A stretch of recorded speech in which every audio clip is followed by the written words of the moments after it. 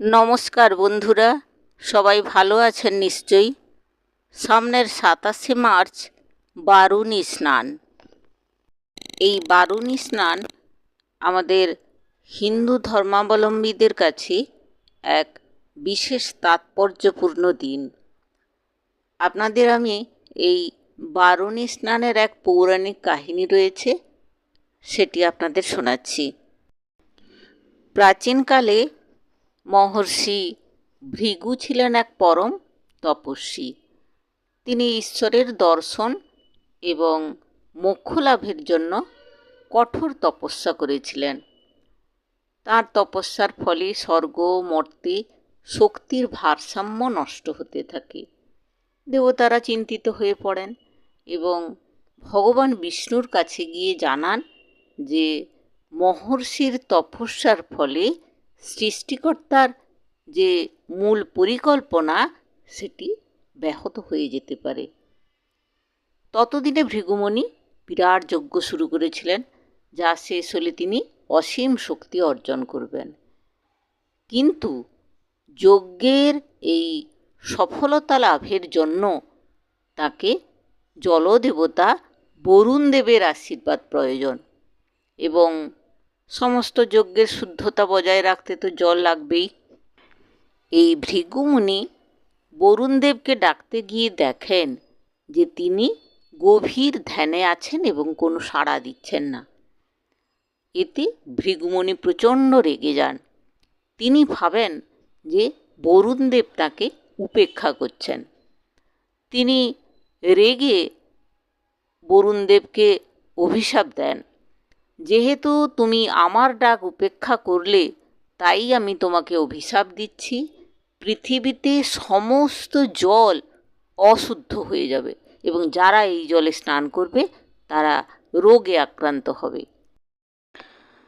তো ভৃগুমুনির এই অভিশাপে পৃথিবীর নদী পুকুর সমুদ্র জলাশয়ের জল নষ্ট হতে থাকে। মানুষ আর প্রাণীদের মধ্যে বিভিন্ন রোগ দেখা দেয়।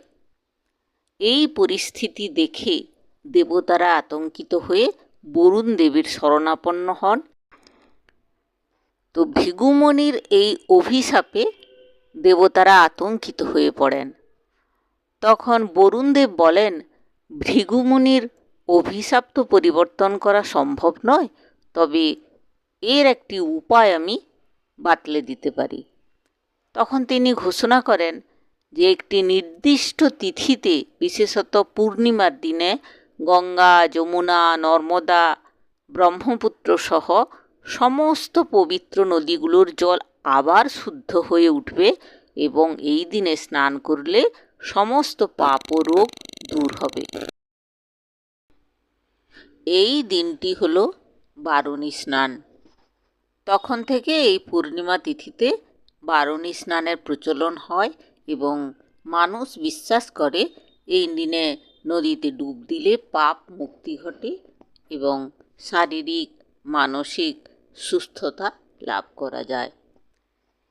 এই বারুণী স্নানের দিন গঙ্গা স্বয়ং বরুণ দেবের নির্দেশে সমুদ্রের সাথে মিলিত হন এবং এই দিনে গঙ্গার জল সেই কারণে পবিত্র হয়ে ওঠে। এই বারুণী স্নান করলে পাপ মোচন হয়, শারীরিক এবং মানসিক শুদ্ধি অর্থাৎ রোগ ব্যাধি দূর হয়, তর্পণ করলে পূর্বপুরুষের আত্মার শান্তি হয় আর ঈশ্বরের আশীর্বাদ লাভ করা যায়। এই বারুণী স্নানের সঠিক কিছু নিয়ম রয়েছে, যেমন ব্রহ্ম মুহূর্ত অর্থাৎ 3টে থেকে 5টার মধ্যে স্নান করা ভালো। আর স্নান করার সময় হাত জোড় করে ওং বরুণায় নম মন্ত্র জপ করতে হয়।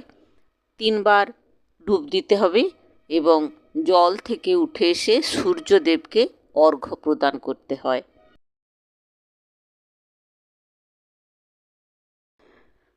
সন্ধেবেলা নদীর ধারে দীপ দান করা খুবই ভালো, আর গঙ্গা আরতি বা কীর্তন হলেও তাতে অংশগ্রহণ করা বিশেষভাবে পুণ্যদায়ক।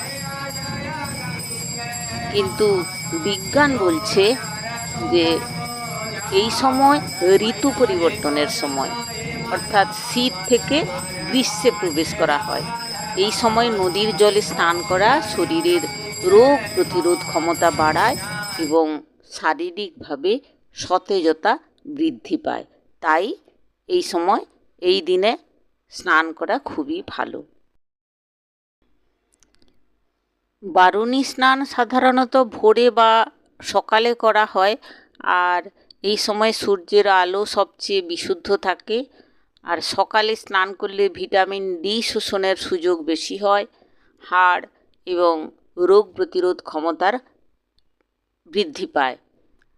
আর পূর্ণিমার সময় জোয়ারের কারণে নদীর জল বেশি পরিষ্কার থাকে, তাই ওই সময় স্নান করলে তুলনামূলকভাবে খুবই ভালো। পূর্ণিমার সময় মানুষের মানসিক চাপ বেশি থাকে। গ্র্যাভিটেশনাল পুলের কারণে এই সময় মানসিক চাপ বেশি থাকে, তাই স্নান ও ধ্যান করলে মানসিক ভারসাম্য রক্ষা হয়।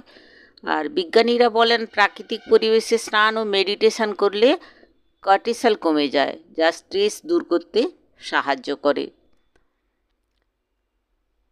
ঋতু পরিবর্তনের সময় সর্দি, কাশি, অন্যান্য রোগ বেশি হয়। শরীরের সহনশীলতা বৃদ্ধির জন্য এই দিনে স্নান করা খুবই ভালো। আজ এই পর্যন্ত।